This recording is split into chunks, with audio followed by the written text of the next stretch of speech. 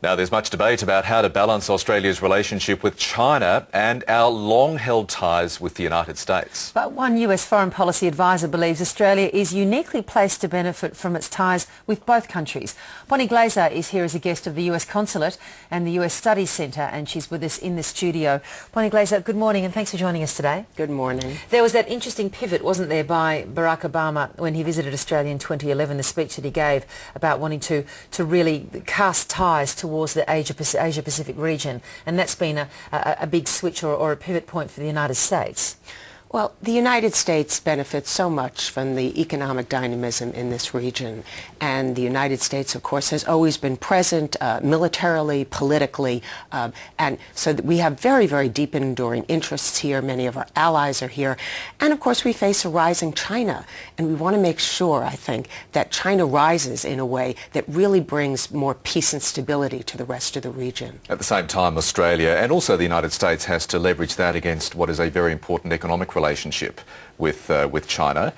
How do you see the government balancing that in the years ahead? Well, Australia has China as its number one trading partner, and the United States as its security treaty ally. But this is also true for Japan, for South Korea.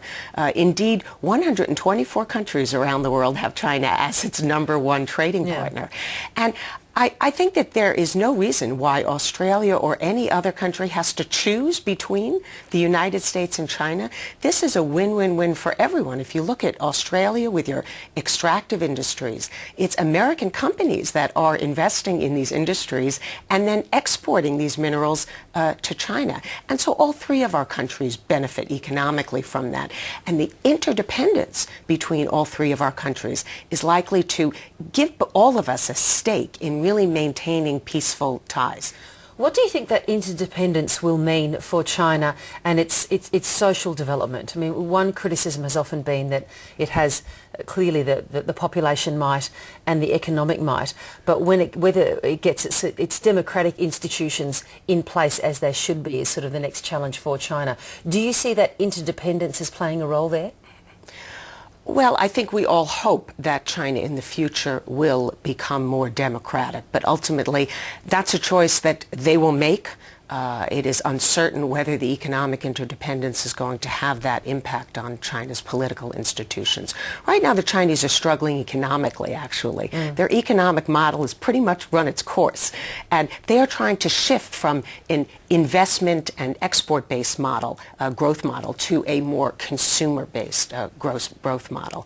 And this is going to be challenging for the leadership as they grow forward. So right now, in fact, I see the new Chinese leadership tightening up politically so that they can prepare to implement what will be very tough economic reforms. At the same time, both Australia and the United States, and for that matter every other country in the region, has to take very close account of China's strategic ambitions. There's long been concerns about a flare-up in places like the South China Sea.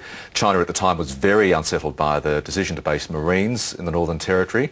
How do we sort of take care of all eventualities in the case that China's rise is anything but peaceful? Well, the first point that I would make is that China's ambitions are, of course, nothing like a rising Germany or rising Japan in the past. China does have some territorial disputes with its neighbors, but it doesn't really want to be a global or even a regional hegemon, as they say.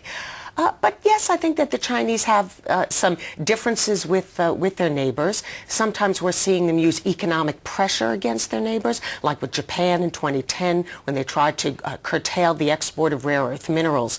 And so I think that the really important thing is to build a more security institutions, multilateral institutions in this region so that countries can work together collaboratively to solve problems and include China in the resolution of problems. If we exclude China, then I think that that would lead to a very, very different kind of outcome that we would not want to see. What sort of institutions are you thinking of?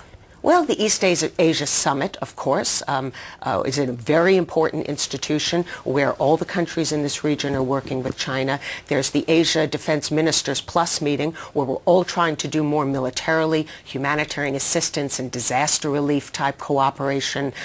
There's, of course, the ASEAN Regional Forum, where we're working together with China. So the institutions in this region, I think, are just really beginning to develop and have a focus, and I think that they'll be very important in managing China's rise. Bonnie Glaser, really good to talk to you. Thanks so much. Thank you. Thank you.